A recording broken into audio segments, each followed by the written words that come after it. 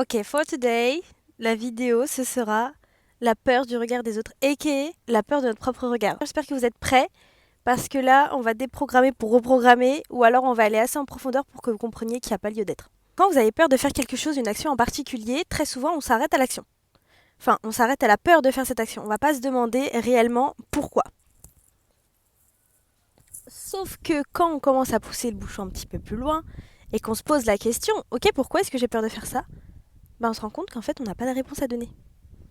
Donc on s'est arrêté à la peur de faire quelque chose. Donc moi, le premier point que j'ai à vous dire, c'est rationaliser vos peurs. Posez-vous et dites-vous, ok, en fait, pourquoi j'ai peur? Cherchez au fond de vous et vous allez voir très souvent, ça va revenir à la même chose, peur du rejet. Peur d'être rejeté par la communauté, peur d'être jugé, mais parce que vous seriez rejeté ou abandonné ou vous ne feriez plus partie de la communauté. Donc très souvent, ça vient de là. Parce que moi, j'ai fait mes recherches personnellement sur moi. Et quand tu comprends ça, tu te dis que c'est un manque d'amour propre. Donc c'est pour ça que c'est intimement lié, la confiance en soi, avec la peur du regard des autres. C'est bien. Comment on fait pour avoir confiance en soi? Il faut savoir qui vous êtes. Comment on fait pour savoir qui on est? Expérimenter la vie. Comment on fait pour expérimenter la vie? Vous vous posez plus de questions, faites. Faites. Vous avez un panel de personnalités qui fait que vous êtes unique. Je vous assure que si vous l'embrassez, tous les gens qui vous ressemblent et qui vont aimer cette personnalité, cette unité, enfin cette unicité que vous avez, ils vont vous suivre. Et tous les autres, ça va faire un changement radical, hein, ça va faire un gros filtre dans votre vie. Et tous les autres qui n'arrivent pas à vous voir comme vous êtes, ils vont partir.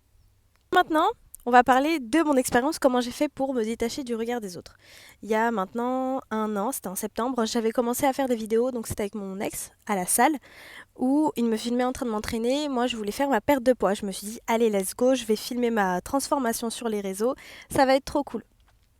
Bien entendu, j'ai eu énormément de commentaires de haters. J'aime bien, je les aime bien, vous me manquez, s'il vous plaît, revenez. J'ai énormément de commentaires de haters. Et il y en avait un en particulier qui m'avait énormément marqué. Et c'est la première fois que je me sentais aussi mal. C'était quelqu'un qui avait clashé mes seins qui tombent. Et en fait, à cette période-là, c'était vraiment quelque chose, c'était un complexe que j'avais. Et la personne avait tellement été méchante que ça m'avait mis mal. Pendant 10-15 minutes, j'étais pas bien. Dites-vous que je n'étais pas bien. Je me remettais en question. Moi, je me suis remise en question. Et là, on va taper sur un point qui est quand même essentiel. Quand on prend assez de recul, on se rend compte que je me suis remise en question. La personne, elle a eu un impact sur ma façon de me voir, sur mon état, alors que je la connais même pas et que je la connaîtrai jamais. Est-ce que c'est... Non mais s'il vous plaît, c'est pas quand même un truc de ouf. C'est hyper alarmant. Là, c'est un énorme manque de respect pour ma personne. Je suis en train de donner de la puissance et de l'impact à quelqu'un que je connais pas, qui en plus de ça, je suis désolée, mais les gens qui commentent, qui hate comme ça naturellement sur les réseaux sociaux, c'est pas des modèles. Vous ne savez pas qui sont ces gens derrière l'écran. Et c'est pas des gens qui sont bienveillants, c'est pas des gens avec qui vous sortiriez, vous vous amuseriez, ou avec qui vous allez faire des projets, ou avec qui vous allez discuter comme là je suis en train de vous parler. C'est des gens qui sont mauvais, c'est des gens qui sont pas bien dans leur peau, c'est des gens qui ressemblent à rien. Et j'ai pris son commentaire personnellement. Donc en fait, j'ai donné mes clés. Je lui ai dit, tiens, allez, je te connais pas, mais vas-y, clash à fond, comme ça je me sens bien mal. Non, c'est un énorme manque de respect pour soi, ok? Donc on va commencer aussi à se poser les bonnes questions. Ah, oh, là, j'étais vraiment très énervée. J'étais pas énervée. J'étais juste... Enfin, c'est pour vous montrer quand même qu'il faut aller un peu plus loin que juste la peur de... Ah, j'ai peur, hop, m'arrête. Pardon, t'as peur et tu t'arrêtes? J'arrive plus à parler, va en profondeur, oh putain, oh, pourquoi t'as peur? C'est ça la question qu'il faut se poser. C'est ça la clé. Let's go, pourquoi t'as peur? Ok, ça fait mal d'aller là parce que y a peut-être quelque chose sous-jacent que t'as pas envie de voir. Bouge, tu me laisses. Tu me laisses faire ma vidéo. Regardez-moi cette beauté. On vous a appris que pour être aimé, il fallait être rangé. Mais ce ne sont que des foutaises, car nous ne sommes pas des meubles Ikea. Sachez-le, ne vous rangez pas. Ne vous rangez pour personne, à part pour vous, si dans votre personnalité vous êtes quelqu'un de rangé. Mais ça m'étonnerait. Parce que c'est la société qui nous range. Et ça a commencé où? Ça a commencé à l'école. Mais on va pas blâmer l'école ici. Ici, on blâme pas la société, on blâme soi-même. Parce que c'est nous qui changeons, c'est pas la société. Parce que si chacun change, la société change. Ça paraît logique, hein. Ça me paraît logique, hein. Hein, ça me paraît logique. Voilà, donc on va arrêter de blâmer la société et on va se regarder. Soyez vous-même et vous allez voir, vous allez attirer des gens comme vous allez kiffer votre vie. Et tous les gens qui vont mal vous regarder ou vous juger, eh ben vous allez savoir que c'est pas des gens pour vous. Et encore pire, parce que tout à l'heure je disais oui, si c'est un inconnu qui vous clash et que vous le connaissez même pas et vous prenez quand même en considération ses dires, c'est encore pire si c'est la famille. Si c'est la famille qui vous clash pour ce que vous êtes, fuyez. Prenez vos affaires, vos clics et vos claques et vous vous cassez. Et si vous pouvez pas vous casser, psychologiquement, cassez-vous.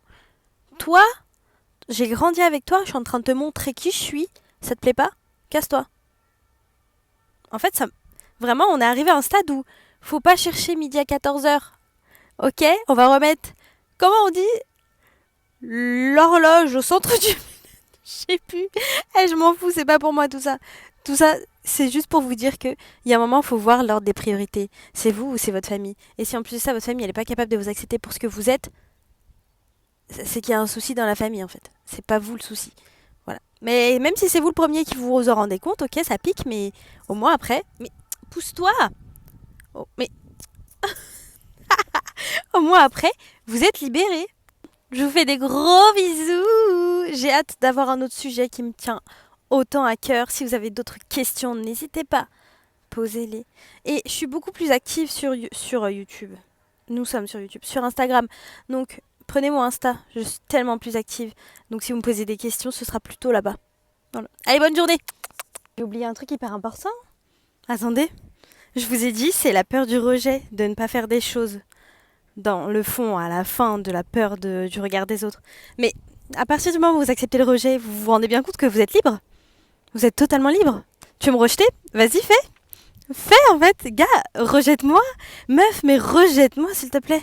Quand vous avez plus peur du rejet, mais vous avez plus peur du regard des autres. Et surtout quand vous avez confiance en vous, mais alors là, vous êtes à un point où il n'y a plus personne. Vous ne voyez plus personne en fait. Vous faites tout ce que vous voulez. Voilà. Bon, tchuss.